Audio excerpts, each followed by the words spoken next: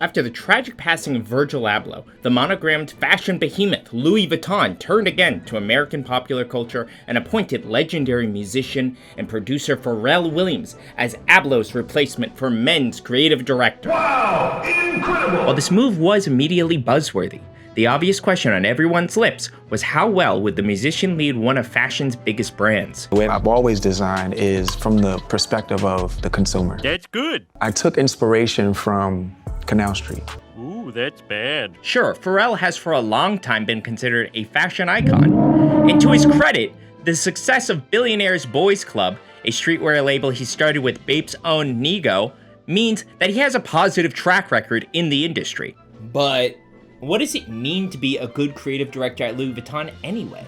Is Pharrell more of like a hyped brand ambassador while the real creatives work in the background? Is he more of a stylist and not really a designer? Does Team Pharrell present a compelling look of what they think the future of fashion will be in their collections?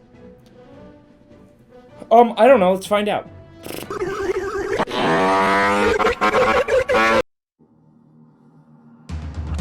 You know, I hesitate to put responsibility on anyone. What? Or even sectors. What? Fashion can be an agent of galvanizing and of enlightening people. I think it can be an agent, but I hesitate to put that kind of like responsibility on anyone or... But then what do you think your role is? What do you think you are playing in that part?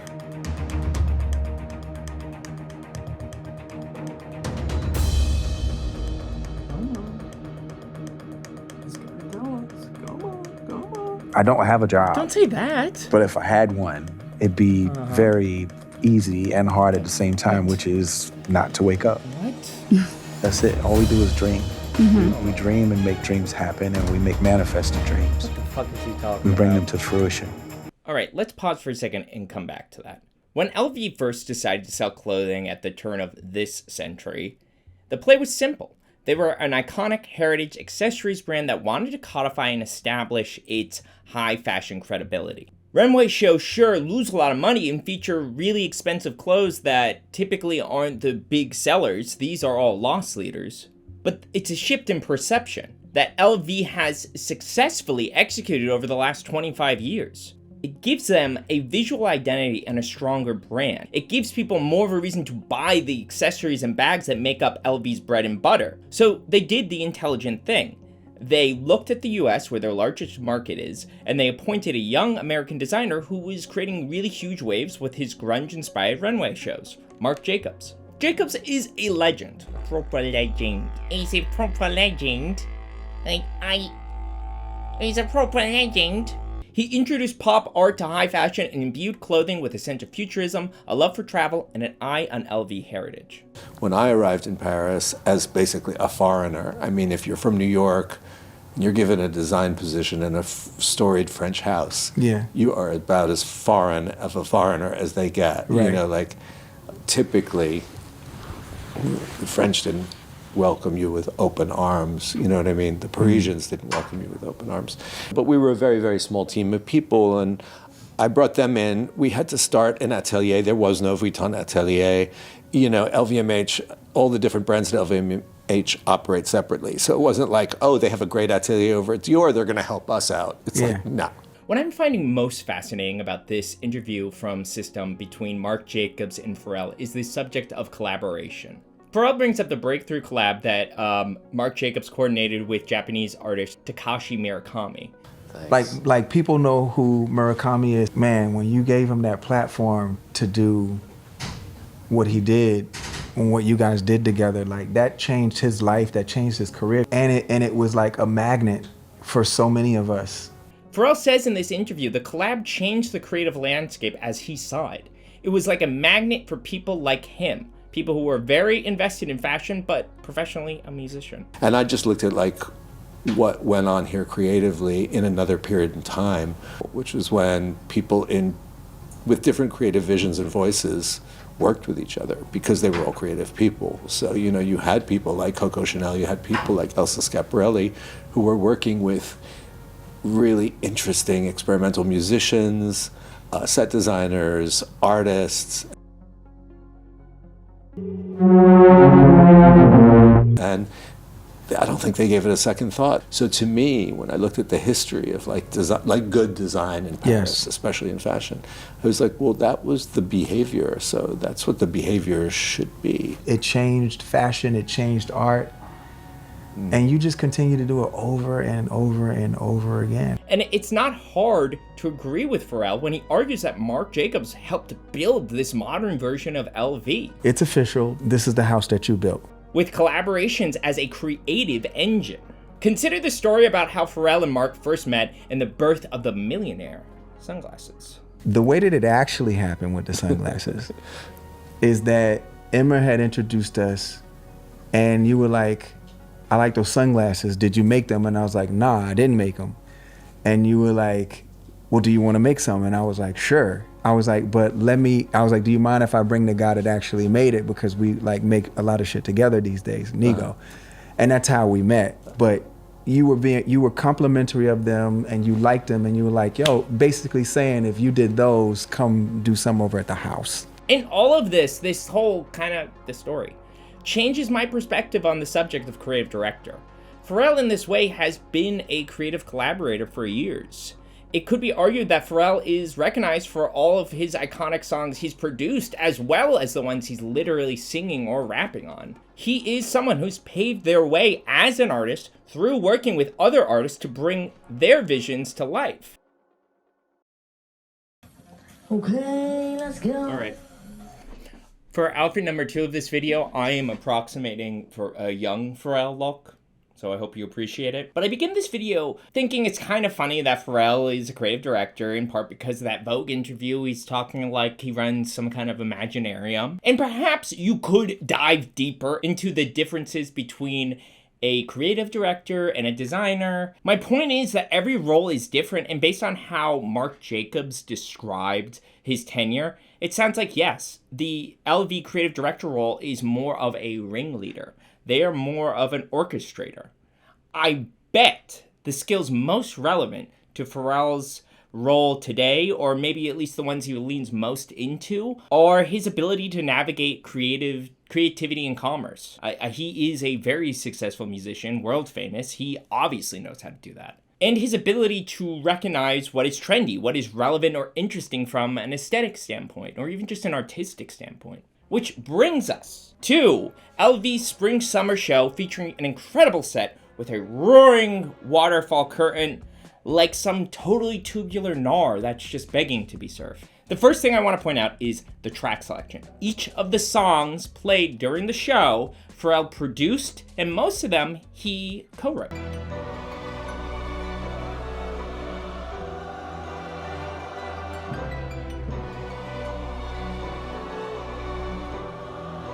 I'm just saying from a creative standpoint, you can't say Pharrell isn't bringing something personal and unique to the show.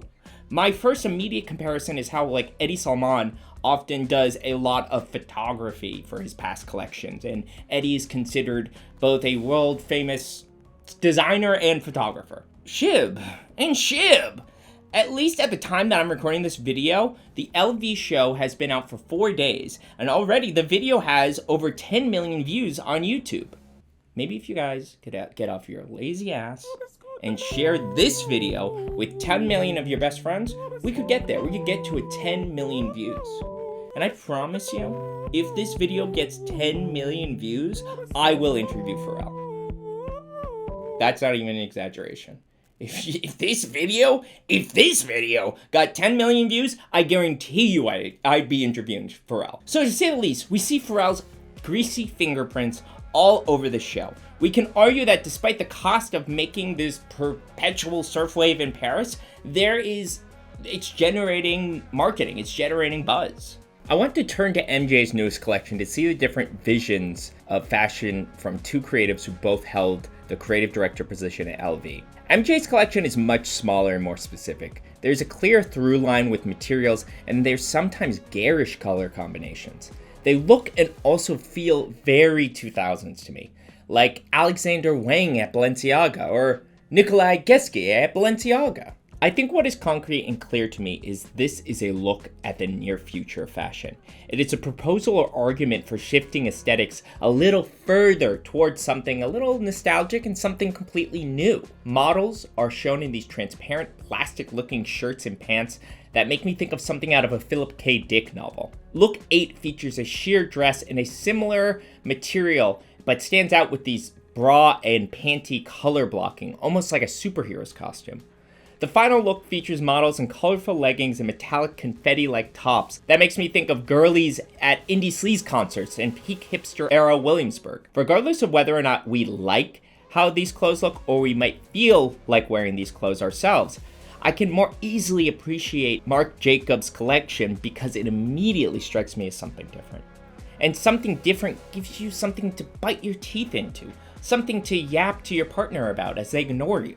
Returning to Pharrell's most recent show, my first impression is that I would wear most of these looks. The cuts are contemporary without being too experimental or unusual. The suiting features medium width lapels, jackets that come back past the seat of the pant, trousers cut a little wider, and hemmed so the break of the pant covers low top sneakers, just short of dragging behind the heel. The rest of the looks are in a similar vein, easily appreciated, easy cuts and silhouettes, vibrancy coming from pieces like this monogram denim jacket, this work jacket that looks like it was constructed entirely out of patches, these palm tree tops that are reminiscent of Eddie's final LSP collections in 2016. Some of these bolder pieces include a shiny, beaded sweater vest featuring blue palms, or this LV monogrammed wetsuit, presumably for the very discerning surfer. But this collection does not challenge me. It does not get me thinking about what wearing these clothes say about you. The collection isn't conservative or reductive or boring, but it doesn't feel like it has a certain edge to it. And I think Pharrell has been following a slightly more refined or muted aesthetic ever since Virgil left for heaven. I think this collection is good. It looks fun. And I think Pharrell is a good creative director at LV, men's specifically. I think he's cooking in a way they want him to cook. But it's not going to help shape the future for fashion, and it doesn't challenge me to reconsider the fits I want to put on day to day. Which brings me to one of my brave new wearisms. I think the greatest art, clothing, creative expression will always challenge us a little. I think that art we immediately recoil from can often be the art that influences us the most. Creativity is an argument.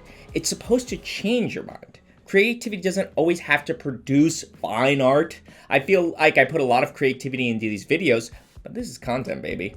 This is slop for pay pigs. And I hope you feel like that's fine too.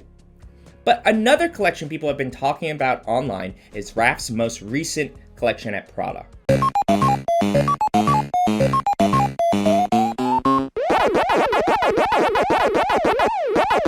Miuccia and Raf's Spring 2027 collection is both futuristic and nostalgic. We're getting back to that primal 2000s Raf skinniness with this. All the silhouettes are skinny mini. Models are shown in cropped jackets with low-rise skinny jeans showing off mid-drift, kind of like McQueen's bumsters. The footwear is flat, weird, and strappy. Iconic Prada shit, TBH. The sunglasses are asymmetrical, and the prints are very Prada with these geometric classic designs. But my personal, immediate thought is these outfits aren't what I think I want to wear. I'm immediately feeling distance between what I think the silhouette and the aesthetic I want to adopt in my fits is, and what Raf and Miuccia are showing here. It makes me think about the type of person that would wear these full fits. Like some kind of trophy twink, or maybe a strange European who got lost walking to the Meadowlands looking for the FIFA World Cup. The Prada collection challenges me. It makes me excited to see maybe some young people starting to wear skinnier jeans again. It makes me want to look for some of these motifs in the wild. It makes me think Prada's next collection might be just as boundary pushing. And all that thinking is more than I can say about what Pharrell is showing. I expect the next LV collection to be similar vein, and probably a few fashion moments behind the designers that are really pushing something that maybe the public isn't ready for yet. Maybe that's bad. Raf has never been good at keeping a brand profitable, but it's the kind of fashion show I prefer. I think the idea of the auteur vision versus the collective's vision is an idea worth returning in the future, but it's possible that with all the collaborating, the actual fashion Pharrell presents is more of a common consensus. And that's fine, but it's not a bold look at the future. I don't care if it hurts. I wanna have long nose. I wanna have long body. I wanna have dry oats. I want you to notice when I'm on the ground. You're so fucking special. The size of a pebble. But I'm a creep. I'm a weevil. What the hell am I doing here? I don't belong here.